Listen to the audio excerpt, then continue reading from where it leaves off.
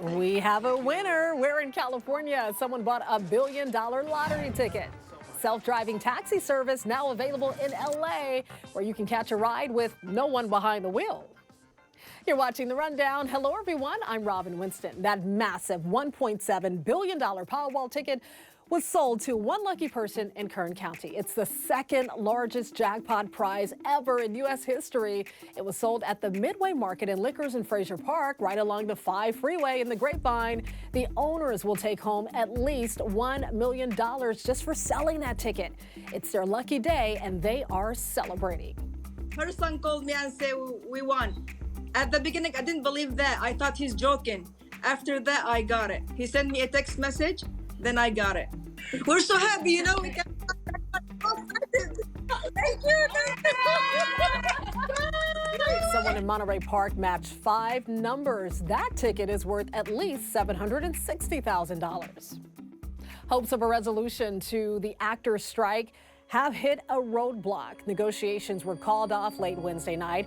The Alliance of Motion Picture and Television Producers say there's a clear gap between the two sides, and conversations were no longer productive.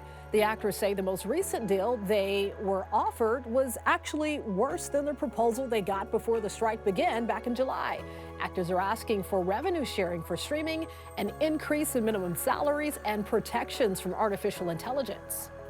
Comcast, a corporation that owns our parent company, NBC Universal, is represented by the Alliance of Motion Picture and Television Producers. Some employees of the NBC News Group are represented by the WGA and SAG-AFTRA.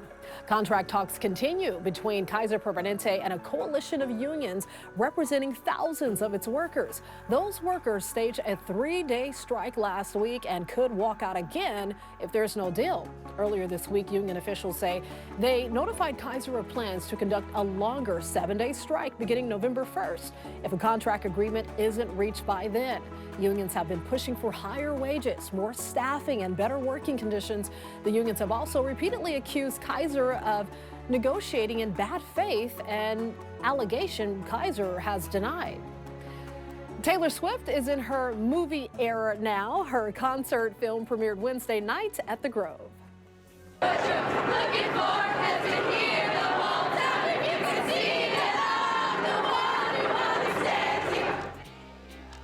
Thousands of fans gathered and some sang along, waiting for Taylor to arrive. Very exciting. The entire outdoor mall was shut down for the day in preparation for the Eras Tour film. Taylor showed up on the red carpet in a baby blue dress, looking fabulous, by the way. Fans we spoke with say this is a profound movie. I've been listening to her since I was like 7 years old, and I feel like you just like grow up with her. I feel like through her own writing, she's chronicalized her girlhood and then my girlhood, and now her womanhood and my womanhood.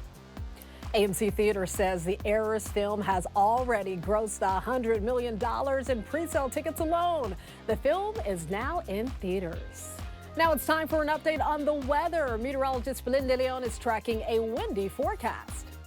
Hi everyone, here's what I've got for you in your forecast. The winds are back. We're going to have Santa Ana winds causing some issues for us, and an advisory that's in effect all the way through Thursday afternoon. Gusts between 30 to 45 miles per hour. The combination of lower humidity, gusty winds is going to be increasing fire danger, and on top of that, we're talking about some warmer weather.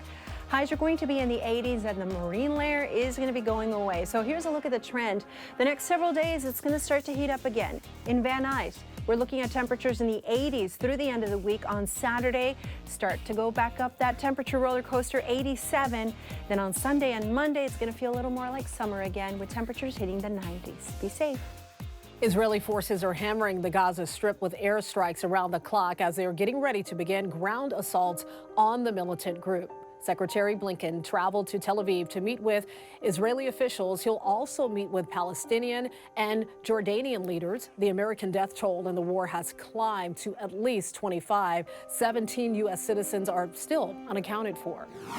Meanwhile, here at home, hundreds of people gathered for a vigil for Israel at the campus of UCLA. This comes as officials say they've seen more chatter on social media about potential trouble in major cities.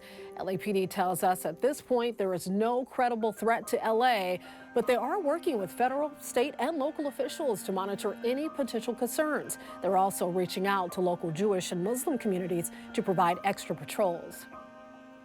The deadline to file your taxes is almost here. You have until Monday, that's October 16th, to file. This is for anyone who lives in a county impacted by those strong winter storms.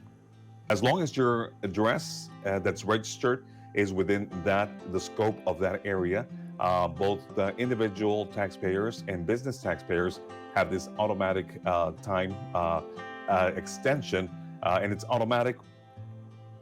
If you miss Monday's deadline, you could see 2 IRS penalties: failure to file or failure to pay. A pilot program for a new kind of taxi service has officially rolled out in Santa Monica. Waymo is giving rides for free in the LA area, but be warned, there won't be a driver behind the wheel. NBC4's Carmen Dickerson shows us how it works. He's got 8-year-old on Christmas morning energy. And this is the biggest change ever.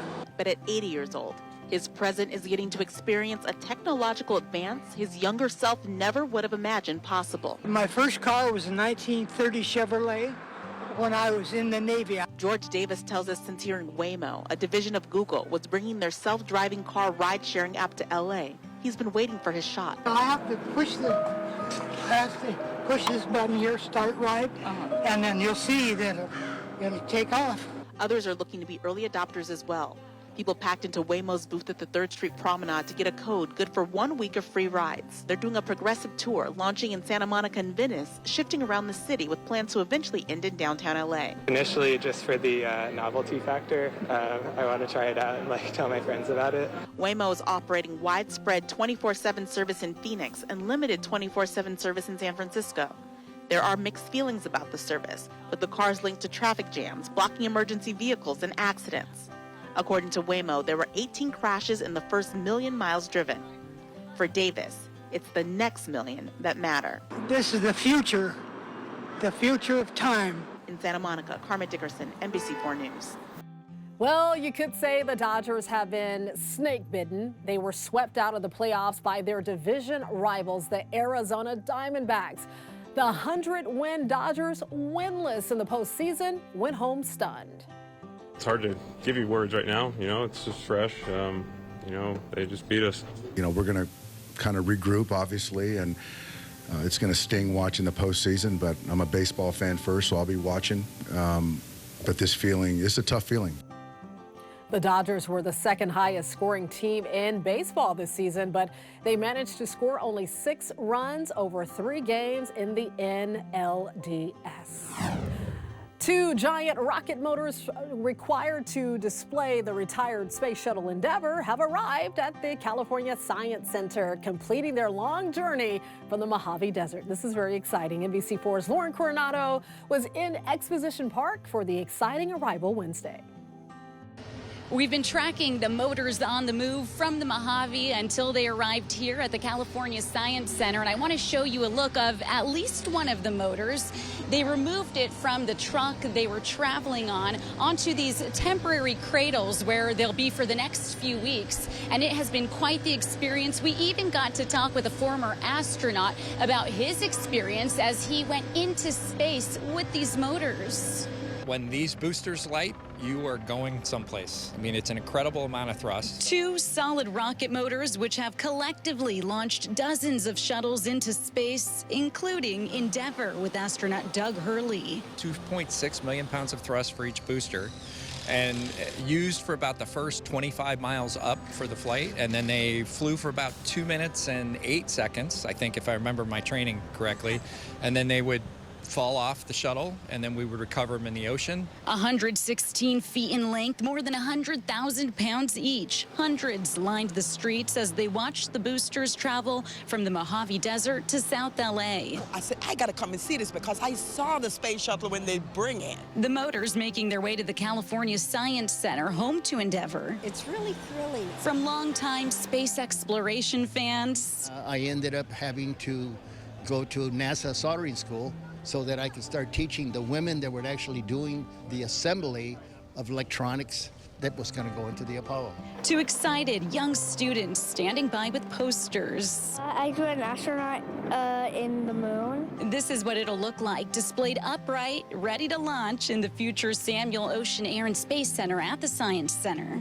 My husband didn't live to see this, but this is really his legacy because he loved astronomy, science, math, engineering, kids. I had to be a part of this. It's history.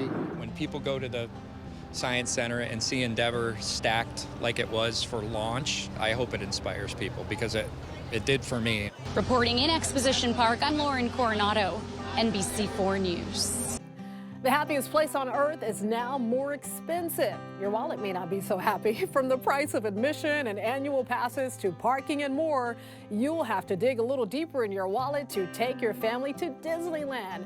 A ticket on the busiest days is now $194. That's a $15 increase. Tickets for the slowest days at the park remain the same at $104. And prices for Genie Plus and parking each went up $5. A chemistry teacher in Maryland will accomplish quite a goal Saturday when she runs in the Baltimore Marathon. That will be her 50th marathon in her 50th state. Gina Woyak started running marathons after one of her students passed away. She says that made her think about life and her goals, and it gave her the confidence to become a marathoner. She ran her first marathon in California in Humboldt County, and now she's ready to cross the finish line of her 50th. I literally get chills thinking about it. It's been such a journey. When I cross the finish line, it's going to be a little bit of relief, I think, that I actually made it. And I think it's going to be an incredible celebration. It will indeed, and after the celebration, she'll start training again. She wants to run marathons overseas in places like London, Tokyo, and Berlin. Very inspirational. We're rooting for you. You can always get news and weather updates on the NBCLA app and our website, NBCLA.com. And be sure to tune into Today in LA on NBC4, weekdays from 4 to 7 a.m. I'll be helping you get around with the traffic reports throughout the morning. I'll see you next time on The Rundown.